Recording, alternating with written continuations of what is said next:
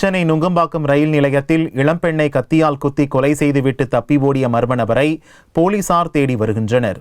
சென்னை சூளைமேட்டு பகுதியைச் சேர்ந்த ஸ்வாதி என்ற இளம்பெண் செங்கல்பட்டில் உள்ள ஒரு தனியார் மென்பொருள் கம்பெனியில் வேலை பார்த்து வந்தார். இந்நிலையில் வெள்ளியன்று காலையில் செங்கல்பட்டிற்கு செல்வதற்காக நுங்கம்பாக்கம் ரயில் நிலையத்திற்கு வந்தார். அப்போது சுமார் 35 வயது மதிக்கத்தக்க மர்ம நபர் ஒருவர் ஸ்வாதியை கத்தியால் கழுத்தில் குத்தி கொலை செய்துவிட்டு அங்கிருந்து தப்பிச் சென்றார். இச்சம்பவம் பற்றிய தகவல் அறிந்து சம்பவ இடத்திற்கு விரைந்து வந்த போலீசார் ஸ்வாதி உடலை கைப்பற்றி பிரேத பரிசோதனைக்காக அரசு மருத்துவமனைக்கு அனுப்பி வைத்தனர். கொலை செய்த நபர் சுமார் 35 வயது மதிக்கத்தக்கவர் என்றும், ஒல்லியான தேகம், பச்சை சட்டை, கருப்பு நிற கால் சட்டையுடன் சற்று குள்ளமாகவும் கருப்பு நிறத்தில் இருந்ததாக அங்கிருந்த மக்கள் போலீசாரிடம் தெரிவித்தனர். மேலும் அந்த நபர் கொண்டு வந்த கருப்பு நிற டிராவல் பையில் பட்டாக்கத்தி கொண்டு வந்ததாகவும் கூறினர்.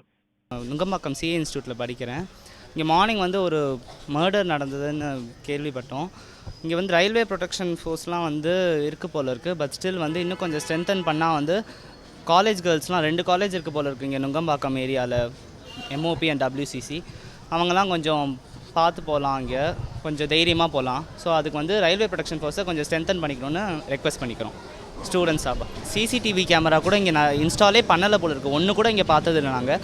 ஸோ அது கூட கொஞ்சம் இன்ஸ்டால் பண்ணால் கொஞ்சம் நல்ல ஒரு பயமாவது இருக்கும்.